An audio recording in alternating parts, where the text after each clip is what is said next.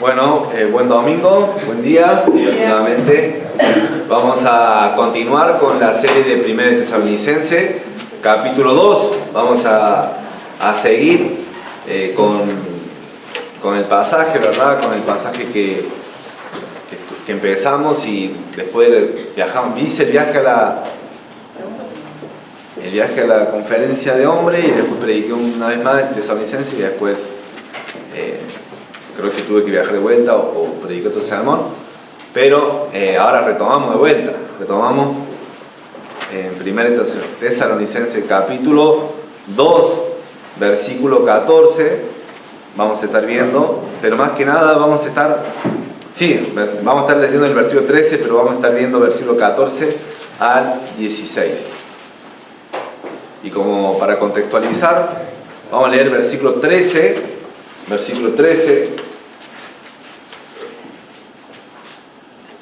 y en adelante hasta el 20. Se mueve. Bueno, pero pongan en silencio sus celulares, así no es de distracción, suene a un mensaje o una llamada, que puedan poner en silencio o en vibrador. Bueno, primero que nada vamos a orar. Padre Santo, gracias por tu palabra, que es santa, es inspirada por ti. Gracias, Señor, porque tu palabra es inerrante, no contiene errores en sí mismo, Señor, y es suficiente para nuestra vida, para nuestro andar, Señor, en el trabajo, en la escuela, en el hogar, en la calle, Señor. Toda tu verdad, Señor, que nos has dado es para aplicarla, para vivirla, no es solamente para conocerla, para tenerla en la mente, sino para ponerla por obra. Amén. Te pido, Señor, para que tú nos ayudes ahora a ver este pasaje y ver qué es lo que dice Pablo, el ánimo que le da o el reconocimiento que le da a esta iglesia, pero también para que nosotros podamos imitar en cierta forma a una iglesia que perseveró, que recibió la palabra, Padre. Y te ruego, Señor, por mis hermanos, para que puedan tener la mente receptiva a la palabra, Señor, una mente humilde, una mente reverente, Señor. Que tú estés trabajando en los corazones, Padre, que derrumbe toda altivez, toda indiferencia, todo orgullo, toda soberbia, toda preocupación, quite, Señor, toda ansiedad, y que des paz y tranquilidad al escuchar tu palabra. Te lo pido todo esto, en nombre precioso de Jesucristo. Amén y amén. Entonces vimos versículo 13, en adelante vamos a ver, y versículo 13 habla de una iglesia que está recibiendo la palabra, pero recibiendo la palabra como de Dios, no de parte de hombres. Entonces eso tiene un peso, una implicancia mayor, porque eso es lo que le da la autoridad de las palabras de Pablo, porque Pablo está hablando con la palabra de Dios, no está hablando de su propia opinión, de su propio pensamiento, sino está hablando con la palabra de Dios. Entonces versículo 13 dice: por lo cual también nosotros sin cesar damos gracias a Dios de que cuando recibisteis la palabra de Dios que oíste de nosotros, la recibiste no como palabra de hombres, sino según es en verdad la palabra de Dios, la cual actúa en vosotros los creyentes. Versículo 14 dice de 1 Tesalonicenses capítulo 2, versículo 14: porque vosotros, hermanos, vinisteis a ser imitadores de las iglesias de Dios en Cristo Jesús, que están en Judea, pues habéis padecido de lo de vuestra propia nación las mismas cosas que ellos padecieron de los judíos, los cuales mataron al Señor Jesús y a sus propios profetas, y a nosotros nos expulsaron, y no agradan a Dios y se oponen a todos los hombres, impidiéndonos hablar a los gentiles para que estos se salven. Así colman ellos siempre la medida de sus pecados, pues vino sobre ellos la ira hasta el extremo. Y verso 17, que no lo vamos a ver hoy, pero esta parte forma parte del pasaje. Pero nosotros, hermanos, separados de vosotros por un poco de tiempo, de vista, pero no de corazón, tanto más procuramos con mucho deseo ver vuestro rostro, por lo cual quisimos ir a vosotros, yo Pablo ciertamente una y otra vez, pero Satanás nos estorbó. Porque ¿cuál es nuestra esperanza, o gozo, o corona de que me gloríe? ¿No lo sois vosotros delante de nuestro Señor Jesucristo en su venida? Vosotros sois nuestra gloria y gozo. Vemos que en este pasaje la palabra de Dios es clave en el versículo 13. Ellos al recibir la palabra es lo que le mantuvo firme en las pruebas que mencionan ahí. Pero en el versículo 12, 11 y 12 dice, versículo 12, y os encargamos que anduvieseis como es digno de Dios que os llamó a su reino y gloria. Ellos anduvieron de esa forma, de una manera piadosa, de una manera digna del Evangelio, una manera que se comportaban de esa forma, por medio de recibir la palabra de Dios, con esa autoridad. Entonces ellos la pusieron por obra, la pusieron en práctica en su vida. Pero eso también tuvo resultados en que ellos fueron imitadores en medio de oposición y en medio de persecución de los incrédulos hacia la iglesia. Entonces vamos a ver que una iglesia que recibe la palabra, nosotros debemos ser una iglesia que recibe la palabra, amén. Debe ser así. Ustedes cada vez que se sientan acá y están ahí sentados, escuchando, viéndome, deben sentarse con la predisposición de que Dios le tiene algo para ustedes. Dios quiere hablarle a través de su palabra y de que ustedes deben poner en práctica. Si no vienen con esa predisposición, si no vienen para decir, a ver, impresioname, pastor, a ver, ¿es verdad eso? Si vienen con ese espíritu, no es bueno ese espíritu. El espíritu es con humildad, con mansedumbre, recibir la palabra para ponerla por obra. Así el Espíritu Santo va a obrar en tu corazón, así como dice acá, obra en los creyentes, no obra en un corazón incrédulo. Así que te digo que esta iglesia debe ser una iglesia que recibe la palabra, como la palabra de Dios. Dice, una iglesia que recibe la palabra de Dios sigue a Cristo a pesar de la oposición. Puse oposición porque también puede ser persecución. Ellos recibieron persecución también, pero oposición, un término también que es similar. La iglesia puede sufrir este tipo de oposición, eso es verdad. La iglesia hoy en día puede sufrir este tipo de oposición que vemos acá en Hechos, en 1 Tesalonicenses capítulo 2, versículo 14, en adelante podemos ver que la iglesia actual puede recibir ese tipo de persecución. Acá en Occidente, ¿qué sería Occidente? De Europa, América, todo eso es Occidente. En Oriente vemos que la iglesia está perseguida, ¿sí? Sí está perseguida en la iglesia. No pueden reunirse de manera libre, así como nosotros no puede el pastor dar folletos, no pueden hacerlo libremente. En muchos países están cerrados. Pero le digo eso, que nosotros podemos sufrir este tipo de oposición, entonces debemos ver el ejemplo de esta iglesia que perseveró, que sigue por medio de la palabra de Dios que recibieron. Y la primera oposición es una oposición nacional, o es una oposición, entre comillas, masiva. Versículo 14 dice, porque vosotros, hermanos, vinisteis a ser imitadores de la iglesia de Dios en Cristo Jesús que están en Judea. Eso le dice, ¿en qué sentido son imitadores? Después lo continúa, aclara, dice, pues habéis padecido de lo de vuestra propia nación las mismas cosas que ellos padecieron de los judíos. Entonces,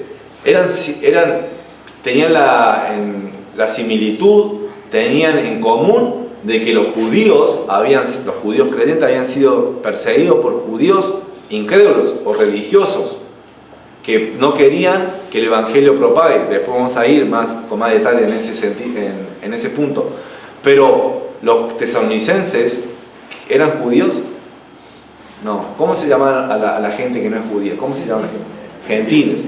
Entonces los tesalonicenses eran gentiles, eran personas que no eran judías, eran de una nación extranjera, como quien diría. Entonces los tesalonicenses sufrieron persecución por medio de lo de su propio país, que eran gentiles. Ahora, no sabemos por qué, por qué en específico, pero sí sabemos que la luz incomoda muchas veces. Aquella persona que vos cuando estás en la oscuridad y estás durmiendo y está medio entre despertándote y durmiendo y te prende la luz, ¿no te incomoda un poco? Como que ¿no te flashea la luz? Sí, a veces sí, te hace ese efecto.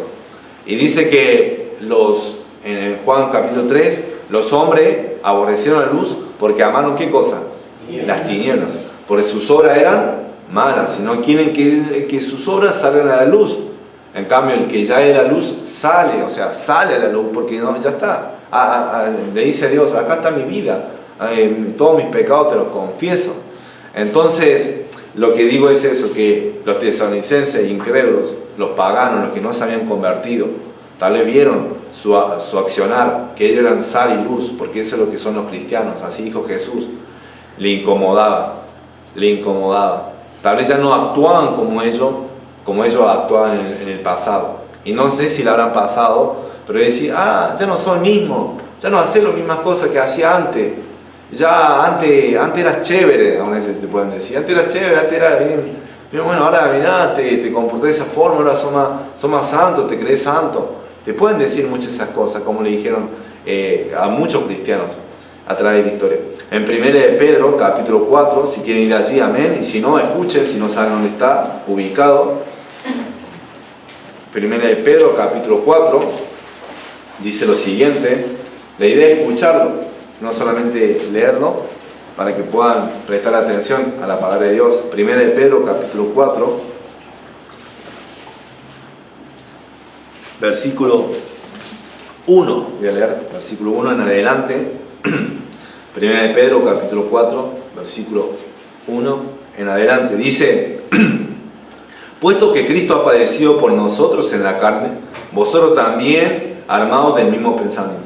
Pues quien ha padecido en la carne terminó con el pecado, para no vivir el tiempo que resta en la carne conforme a las concupiscencias de los hombres, sino conforme a la voluntad de Dios. Y versículo 3, baste ya el tiempo pasado para haber hecho lo que agrada a ¿quiénes? A los gentiles, andando en qué cosa, en santidad, en piedad, andando en eso, no, andando en lascivias, concupiscencias, embriagueces, orgías, disipación y abominables idolatrías. Entonces, para agradar a los gentiles tenían que hacer eso. Y ahora versículo 4 dice, a esto le parece cosa extraña que vosotros no corráis con ellos en el mismo desenfreno de disolución y os ultraja. Entonces le incomoda, le molesta que un cristiano que ya se convirtió, que antes tal vez andaba en ese camino, pero ahora se convirtió, le molesta que vaya por ese camino. Porque dice, este le parece cosa extraña. ¿Qué cosa está haciendo? Te han lavado el cerebro, te han lavado la cabeza. Ahora la palabra es, estás adoctrinado, ¿no? Está adoctrinado. Decía, y le parece algo extraño, porque no vivís conforme a las normas y valores que ellos viven, que son muchas veces inmorales. En el tiempo de Pablo eran inmorales, porque en versículo, volviendo a 1 Tesalonicenses, siempre tengan un dedo allí porque siempre voy a estar mencionando pasaje de otro lado, pero 1 Tesalonicenses capítulo 2 es el pasaje central del día de hoy.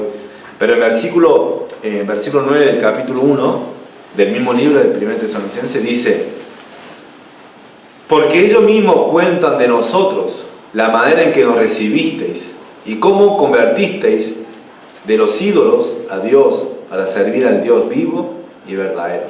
Entonces ellos se convirtieron, ¿de qué cosa? De los ídolos. Dejaron los ídolos atrás, lo dejaron allá bien lejos. La avaricia, la codicia, la fornicación, el orgullo, la ira, el enojo, y que representaban esos ídolos. Entonces ellos lo dejaron atrás. Vaya a saber cuánto ídolo había en ese tiempo, ¿no? Porque Tesalónica era una ciudad cosmopolita. O sea, no sé si me entienden. O sea, como que habían de diferentes culturas y religiones. Y a los romanos les parecía bien eso. Les parecía muy bien. ¡Qué bueno!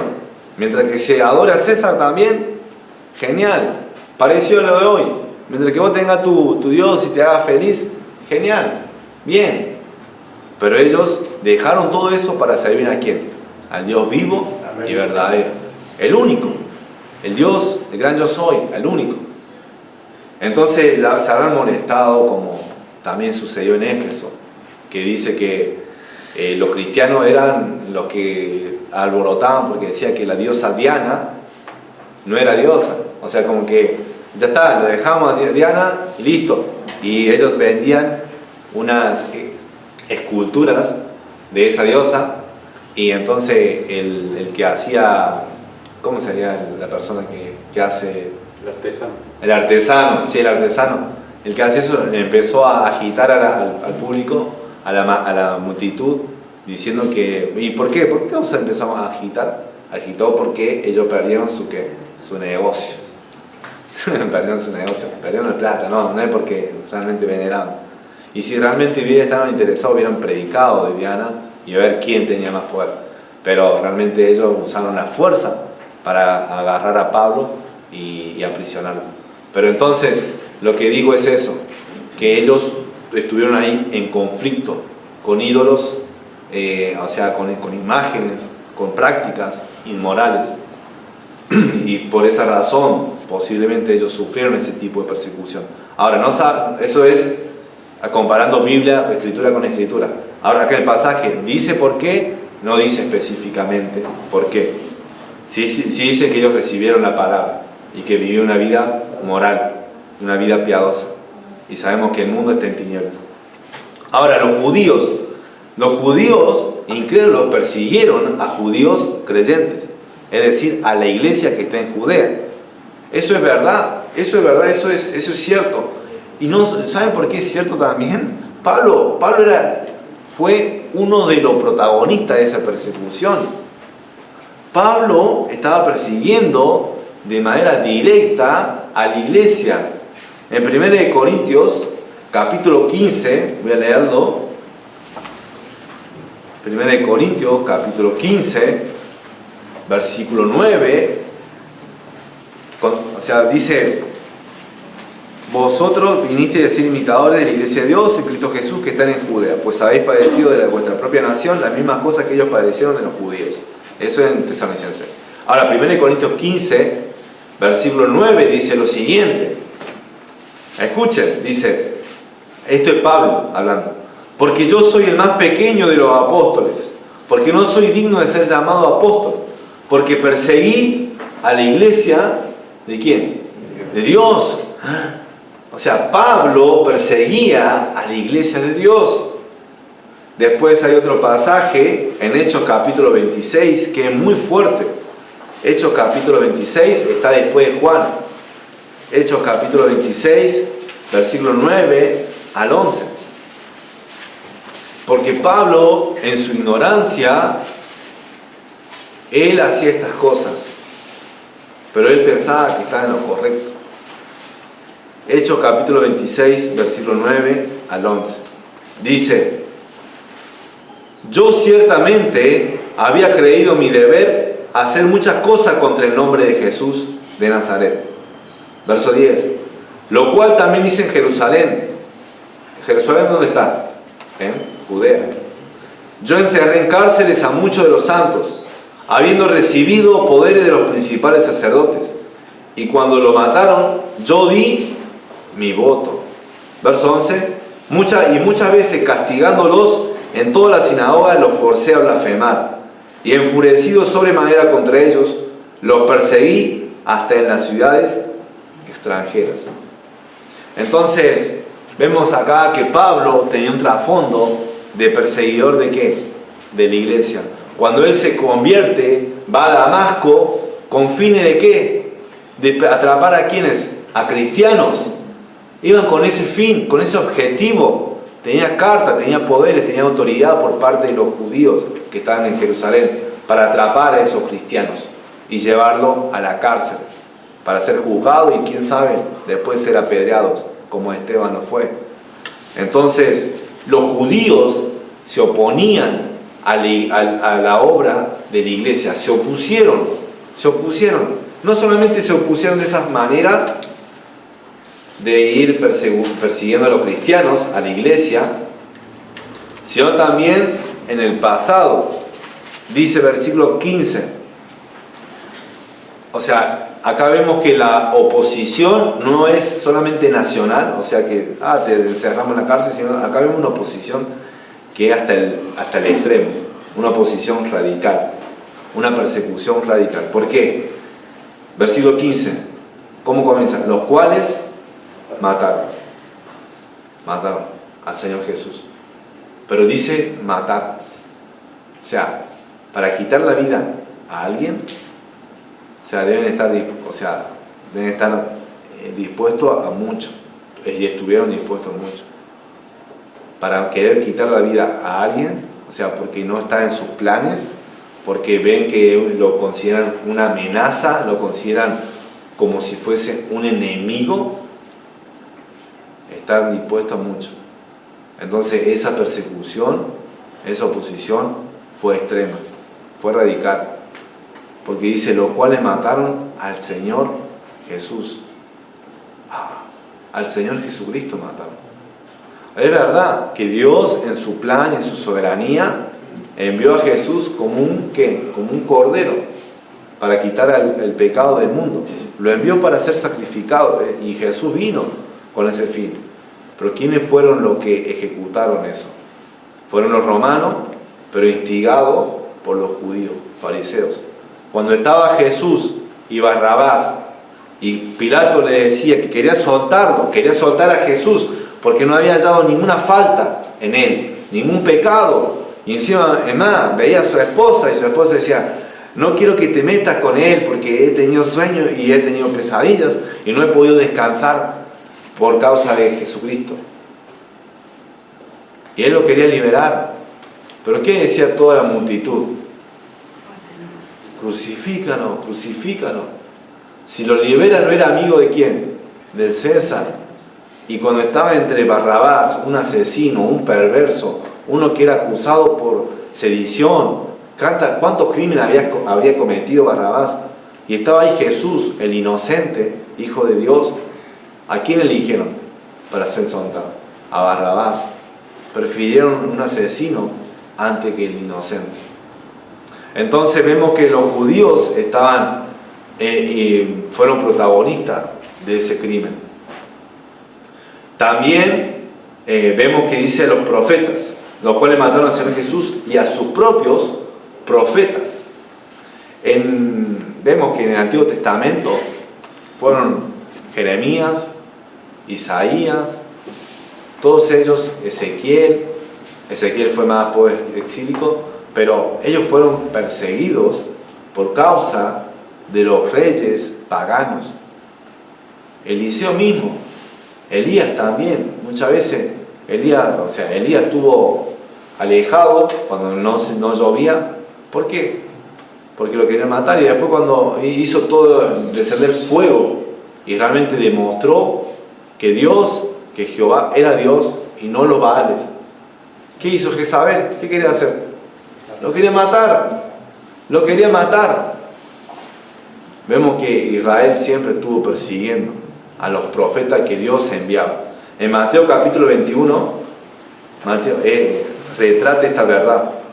Mateo capítulo 21. Es el primer libro del Nuevo Testamento. Y acá Pablo da una parábola para describir cuál era la actitud, cuál era la conducta, cuál fue el proceder de lo de Israel hacia el Señor mismo, hacia Dios mismo y a los enviados de Dios. Mateo capítulo 21, versículo 33 al 39.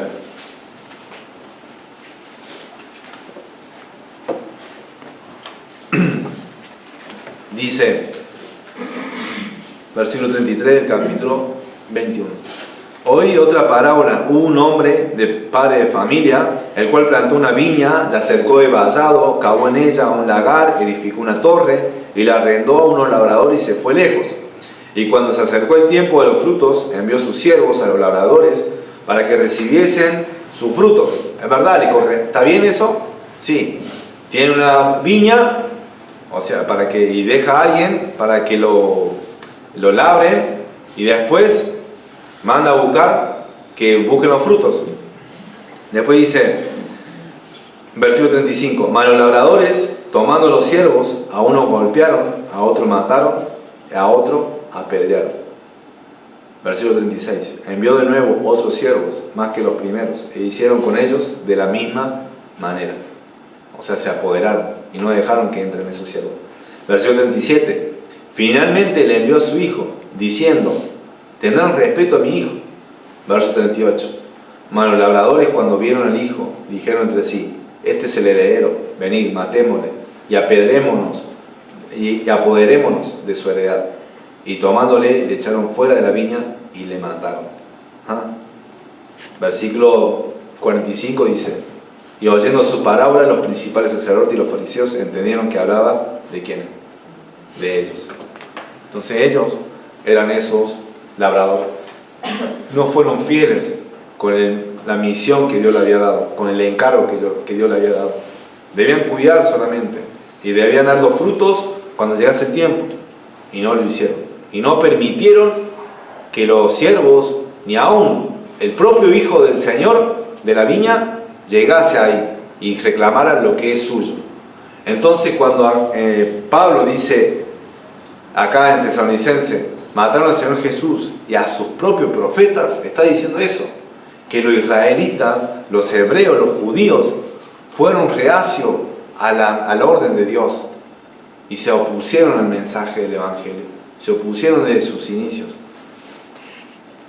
Ahora, se oponen a todos hombres, dice que no hagan, primero dice: y a nosotros nos expulsaron y no agradan a Dios, y se oponen a todos los hombres. El hecho de no agradar a Dios es recalcado en otros pasajes. ¿Por qué? Porque hay muchas personas que creen que sirve a Dios y que hace un servicio a Dios haciendo estas cosas, haciendo cosas por la fuerza. Vemos que muchas veces se acusa a los cristianos y meten todo en la bolsa de que cuando vino Cristóbal Colón, vino y después vinieron los europeos, vinieron con una Biblia en la mano y para conquistar, ¿verdad? ¿En nombre de quién? En nombre de Dios, para, o sea, cristianizar o hacer que los aborígenes creyeran en Dios. Y utilizaban, ¿qué cosa? La espada. O en las cruzadas, cuando se enfrentaban en Israel los musulmanes con los cristianos y enviados por el Papa, y entonces ahí había una batalla. Pero eso es hacer algo por ignorancia. Y cuando persiguieron, por ejemplo, en la Santa Inquisición, metían presos a gente que predicaba, a gente que creía en la palabra y creían que rendían servicio a ¿quiénes? A Dios. Y no. Juan 16, versículo 2 al 3, dice lo siguiente.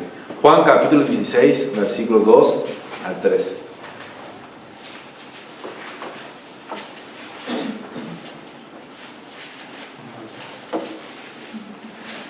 Claramente Pablo dice que no agradan a Dios y que se oponen a todos los hombres. Pero acá vamos a ver lo que Jesús aún agranda esa verdad. Juan capítulo 16, versículos 2 y 3. Dice: os expulsarán de las sinagogas, y aún viene la hora cuando cualquiera que os mate pensará que rinde servicio a Dios. Y harán esto porque no conocen al Padre ni a mí. Y es cierto, es cierto. La persona que cree que hace algo para el Señor y hace un pecado en el medio, no está conociendo a Dios, no conoce a Dios, no rinde servicio a Dios, no agrada a Dios. O sea, ¿cómo matar va a ser agradar a Dios? Cuando Él entrega la ley, ¿qué dice? No matarás. No matarás.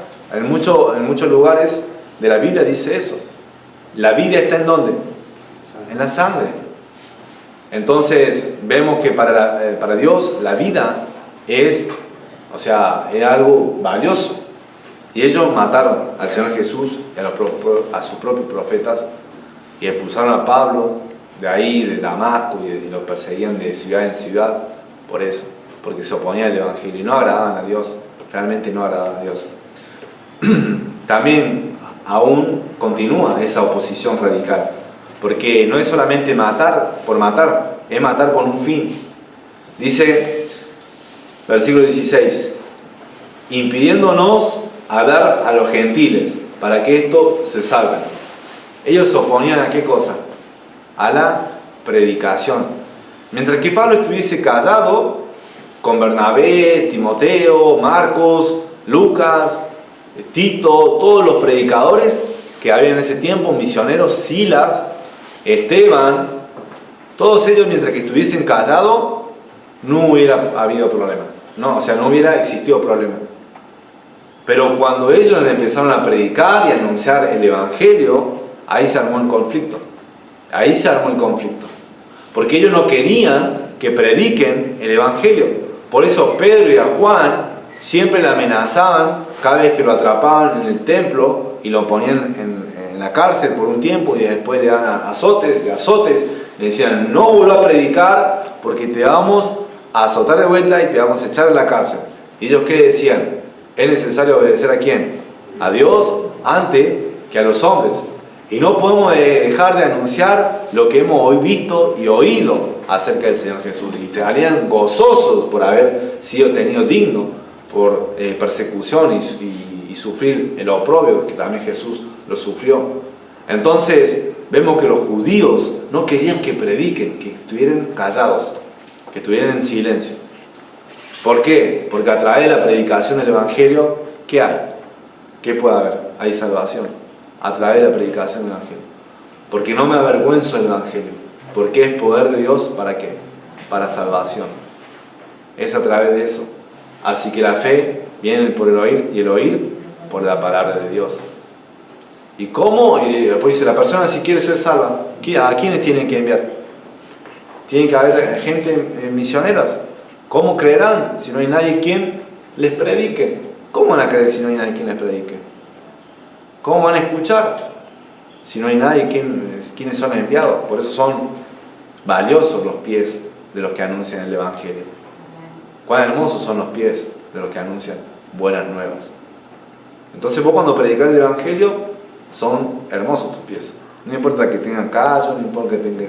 Son hermosos. Son hermosos. Porque para Dios es una manera figurativa de que vos estás anunciando el Evangelio. Pero ellos no querían, se opusieron en gran manera. No quieren que nadie se salve. Ellos no se salvaban y no querían que nadie se salve. Y eso pasa hoy en día también. Pasa hoy en día también. Hay muchos que odian a Cristo. Muchos que odian el Evangelio. Yo no voy a la iglesia, puede pasar en la familia, yo no voy a la iglesia y hago lo posible para que la otra persona no vaya a la iglesia. No venga a la reunión. Se oponen a la predicación muchas veces. Me ha pasado que he estado compartiendo el Evangelio, me compartiendo el plan de salvación y empezar a ser cuestionado, recibiendo una recepción hostil al mensaje del Evangelio. Incluso a decir, si no te vas, te voy a pegar. Y yo me digo, te quedas ahí, ¿no? O me voy con un golpe o me voy. Pero bueno, entonces, a ese punto la gente odia a Cristo, odia a Jesús. Mucha gente odia el Evangelio y no quiere que se le predique. Mientras que estemos callados, está todo bien. Pero vos cuando empezás a anunciar, a vivir para Cristo, ahí se arma el conflicto. Cuando vos empezás a decir que la homosexualidad no es la voluntad de Dios, cuando el divorcio no es la voluntad de Dios, cuando el aborto no es la voluntad de Dios, cuando el mentir no es la voluntad de Dios, aún a uno dice, mentir está mal, pero utilizan la mentira con fines que ellos creen que son buenos, está mal. Cuando vos te opones a todas esas cosas, ahí se arma el conflicto. O decís, mira, Dios dice algo totalmente contrario a lo que vos crees y haces. Y ahí se va a armar el conflicto. Entonces, nosotros debemos mantenernos firmes aún a pesar de que hay oposición o persecución hacia la palabra. Cuando vos das el mensaje del Evangelio en tu hogar, cuando das el mensaje del Evangelio en tu barrio, permanece firme en la palabra. No te eches para atrás. No te eches para atrás. Y puede pasar, en última instancia, puede pasar que lo que le pasó a Jesús. ¿Qué dijo Jesús? El siervo no es mayor que que su Señor. Si a mí me han tratado así, ¿cuánto más a ustedes? ¿Qué les queda a ustedes? Entonces, ¿qué pasa si a un día entra la persecución como estaban sufriendo los tesalonicenses y los judíos? No pueden llegar incluso la misma muerte por causa del Evangelio. Pero vos tenés que decir, bueno, cuando llegue la muerte, cuando llegue ese momento de persecución, ahí voy a dar mi vida por el Señor Jesús. No. ¿Sabes lo que vos tenés que hacer? No solamente estar dispuesto a morir, porque muchas veces podemos decir, estoy dispuesto a morir, ¿como quién? ¿Quién estuvo dispuesto a morir? Pedro, ¿no? Pedro dijo, estoy dispuesto a morir por vos, mi vida voy a dar. ¿Sabes lo que vos tenés que hacer con humildad? Estar dispuesto a vivir por el Señor. Estar dispuesto a vivir, porque vos si estás dispuesto a vivir por el Señor, vas a estar dispuesto a morir por el Señor, realmente. Si vos estás dispuesto a levantarte temprano, no sé a qué hora te levantás para ir al trabajo, a las 6, a las 5 de la mañana, si vos te levantás a esa hora y sabés que no hay tiempo para leer la palabra, para orar, levantate 15 minutos antes para leer un pasaje de la Escritura y orar al Señor. Eso está dispuesto a ¿qué? A vivir día tras día para el Señor. Está dispuesto a orar por Él, a orar a Él. Está dispuesto a dar testimonio. Eso es vivir para Él. Después, el morir va a venir. Puede venir en ese momento. Tal vez no. Te parece muy lejos. Parece que estamos todos tranquilos acá, ¿verdad? Sí. Puedo ir, repartir folletos, evangelizar. Tranquilo. Lo hagamos, aprovechemos eso. Porque si vivimos para Él, vamos a estar dispuestos a morir para Él. No solamente fue una oposición radical, pero sino también esa oposición y esa persecución trae daños a los que lo persiguen. Trae un resultado negativo a los que lo hacen. ¿Por qué? Versículo 16 dice, impidiéndonos hablar a los gentiles para que estos se salven. Así colman ellos siempre la medida de sus pecados, pues vino sobre ellos la ira hasta el extremo. Puede estar haciendo referencia porque ¿de quién está hablando? ¿Quiénes son los que persiguen? Son los judíos. Los judíos son los que estuvieron persiguiendo, los que mataron al Señor Jesús, a los propios profetas. Ellos fueron, en cierta manera, artífices de ese crimen. Y entonces está hablando que sobre ellos va a venir una ira, o vino sobre ellos. Puede estar haciendo referencia a la destrucción de Jerusalén, que fue en el año 70 después de Cristo. Y después que se destruyó Jerusalén, no se volvió a reconstruir o no se volvieron a habitar los judíos hasta qué tiempo, hasta 1947, lo que fue después de la Segunda Guerra Mundial. Allí le otorgan de vuelta el territorio a los judíos. Pero hasta ese momento vino Roma y arrasó con los judíos. Arrasó con los judíos. ¿Destruyó qué cosa? El templo, ¿verdad? Dice, no quedará piedra sobre piedra. Entonces, puede referirse a esa ira. Sino también a esa ira haciendo referencia a la tribulación.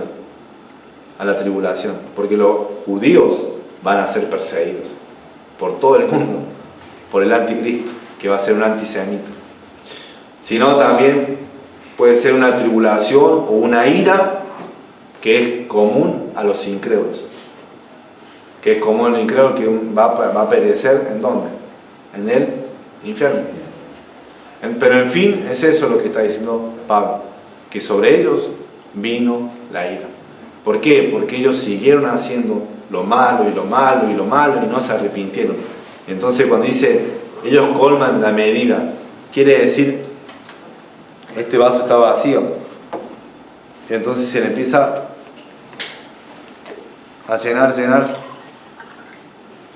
Y después se puede caer, hagan cuenta que se cae, y siempre están derramando agua. Siempre repleto, siempre lleno. Sus pecados no bajaron. Sus pecados siempre se mantuvieron y nunca bajaron. Por eso dice que mantienen siempre la medida. Entonces por esa razón reciben, ¿qué cosa? Juicio, la ira. Porque es lo que Dios es también. Dios es un Dios justo. No es solamente amor. Dios es un Dios justo. Y pues ya le había enviado a Jesús y a los profetas. No tenían excusas. Ahora, para nosotros, para ellos es la ira, pero para nosotros es algo totalmente diferente. Eso es como aplicación, como un ánimo. Si nosotros vivimos para Cristo, vivimos para Jesús, Amén. ¿va a venir ira hacia nosotros? No. Viene vida eterna. Amén. Viene salvación en Cristo Jesús, consumada por completo. Qué bueno es eso. Qué bueno es eso porque ya no voy a ser juzgado por Dios. No voy a ser juzgado por Él. En cambio, los incrédulos, los que no se arrepintieron de sus pecados, que mantuvieron la medida siempre llena de sus pecados, ellos van a recibir el juicio, van a recibir la condenación, porque no han ido al Cordero, no se han arrepentido, no han creído en Jesucristo. Pero gloria a Dios si te arrepentiste, gloria al Señor si creíste en Jesús, si te diste cuenta de tu condición pecaminosa y dijiste, no puedo solo, Señor, te pido perdón por mis pecados, me arrepiento de ellos, me doy vuelta y ahora empiezo a caminar en el camino que es la verdad y la vida, es Jesucristo. Así que gloria al Señor por eso, porque tenemos eso de gracia. Los judíos en ese momento recibieron ira, ahora nosotros podemos recibir vida. Y si creíste, ya tenés vida. Y yo creí, gloria al Señor, tengo vida. Y todas las canciones que cantamos, de gozo, paz, todas esas son bendiciones que vienen de parte de Él. Así que la ira en nosotros no se aplica. Aún ese decís, podés decir cuando estés enfermo, Dios me castigó. Puede ser, no sé si castigar. Tal vez sea una disciplina. Si está portando mal, puede ser una disciplina. Pero Dios con esa disciplina, ¿qué hace? ¿A quién disciplina Dios en Hebreos 12? A los que aman, a los que son su hijo, ¿no es verdad? Pero la condenación no viene sobre vos. La condenación vino ¿para quién? Para Jesús. Él derramó su ira sobre su Hijo Jesús. Y es por eso que nosotros ya no recibimos el castigo del pecado. Porque si recibiéramos el castigo del pecado, ninguno de acá estaría aquí presente. Nadie, ni yo tampoco. Porque el justo juicio de Dios, que es el infierno, la muerte segunda. Pero fuimos librados de eso. Y ahora tenemos vida, tenemos recompensa, una nueva vida en Cristo. Eso, si eso no te motiva, si eso no te anima, orá al Señor. Orá para que sí, para que te fortalezca, para que te dé una nueva visión, para que te levante cada mañana de estar dispuesto a vivir para Él. De aunque vengan persecución u oposición, porque hay oposición. No vivimos la misma oposición que ellos, porque ellos era radical, era extrema, pero tal vez hay una oposición, tal vez hay algo que impide el que vos vengas acá, el que vos quieras crecer porque no es solamente venir acá y ya está, se acaba. No, la vida cristiana es día tras día, no es solamente un domingo, es lunes a lunes, ¿ok? Es así, es en nuestra vida. Ya no vivo yo, más vive ¿qué? Cristo en mí. Entonces así, lo que digo es que tal vez el venir acá es un impedimento, es un obstáculo. Hay muchos obstáculos. Por ejemplo, la distancia, tal vez un medio de transporte, tal vez tu familia. Conocí a un hermano que hace un tiempo venía, que había recibido a Cristo y venía y estaba haciendo el estudio para bautizarse y todo. Y por el tema de la distancia y por el tema de su papá, que no se oponía, que quería que venga. ¿Para qué vas a venir? ¿Para qué vas a escuchar? ¿Para qué vas a ofrendar? Dar el diezmo, ellos decían diezmo. Y también, bueno, diezmamos, ofrendamos. Pero él decía todo eso para desanimarlo, porque era un incrédulo, era un pagano el padre, es así. Y él decía, no, voy lo mismo. Pero después, poco a poco, se fue desanimando. Y ya después no quiso hacer el estudio, después se cambió a otra iglesia. Y ya no sé qué hace, si va o no va, porque era una iglesia de sana doctrina, era una iglesia de mala doctrina. Entonces, vemos que puede haber obstáculos a la fe. Va a haber obstáculos, mejor dicho. Hay obstáculos. Vos sabés bien cuáles son tus obstáculos. Cuáles son las cosas que se oponen a que vos sigas al Señor Jesucristo. ¿Cuáles son? Si son algunas que vos no podés cambiar, seguí. Persevera, continúa. Y si hay cosas que sí sabes que vos tenés que dejarlas, porque son obstáculos y son oposición a la fe, dejala. Dice, limpiémonos y dejemos todo peso y del pecado que nos hace. Y corramos con paciencia la carrera que tenemos por delante. ¿Puesto los ojos en quién? En Jesús, en Cristo, el autor y consumador de la fe. Así que deja todo eso, el pecado, el peso que te asedia, que te agarra, que no te deja caminar, que no te deja crecer, déjalo. ¿Qué es lo que te impide? ¿Qué es una oposición a leer la Biblia? ¿Qué es lo que es el tiempo? Bueno, levántate antes. Disciplinate a levantarte antes. ¿Por qué tienes que esperar hasta el final y ahí recién despertate? Despertate antes y lee la palabra. Orá al Señor. 15 minutos, aunque sea de la mañana. Como hablamos el miércoles. El partido de Argentina, no sé, no voy a preguntar quién vio el partido de Argentina, pero el partido de Argentina, ¿cuánto dura un partido? 2 horas, ¿verdad? No es muy, no parece que es mucho. Pero si yo te preguntaría, ¿cuánto oraste al Señor? ¿Oraste 2 horas al Señor? Tienen que hacerte esa pregunta. No digo que está mal ver a Argentina, no digo que está mal. Que siga ganando, que salga campeón, si el Señor lo permite, que salga campeón, que Messi se vuelva, levante otra copa, qué bueno. Pero eso ¿estamos llamados a eso nosotros? No estamos llamados a eso. Estamos llamados a otras cosas más elevadas. Si sos un hijo de Dios, a cosas más importantes, eternas, gloriosas. Y eso incluye la oración, incluye la Biblia, incluye el poner en práctica. Entonces esa iglesia era una iglesia que recibió la palabra. No como de hombres, sino como de parte de quién?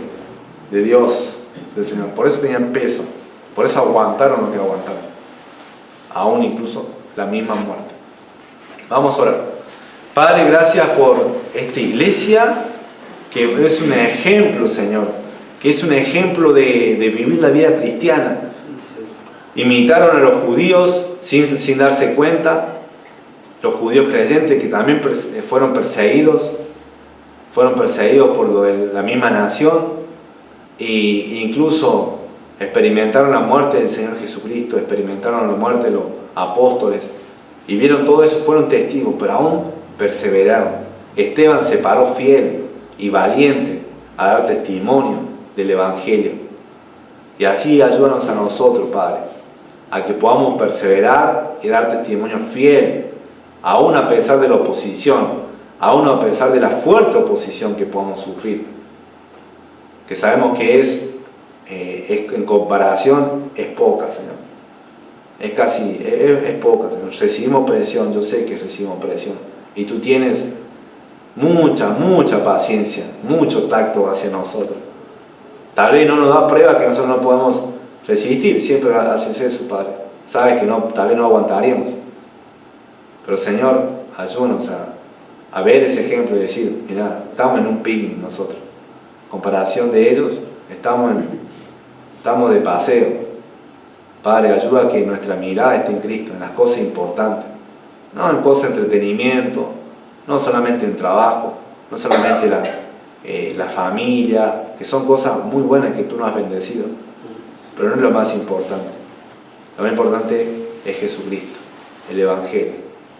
Ayúdanos, Padre, como iglesia, a que se pueda ver reflejado en hechos, Señor, en la ayuda uno al otro, en el servicio, en el evangelismo, que se pueda ver reflejado eso, Padre, porque si no van a ser oidores y no hacedores de tu palabra.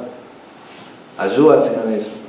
Y aquel que ya lo está haciendo, que siga, que continúe, que persevere, Padre, que no se desanime por voces que escuchen a su alrededor, que no se desanime, Padre, que continúe, que la enfermedad no sea un impedimento, Señor, a su fe, a su crecimiento, ya sea que esté postrado, ya sea que esté parado, con vigor, que pueda decir como Job, alabado sea Jehová, bendito sea su nombre. Ayúdanos, Señor. Te lo pido todo esto, en el nombre precioso de Jesucristo. Amén.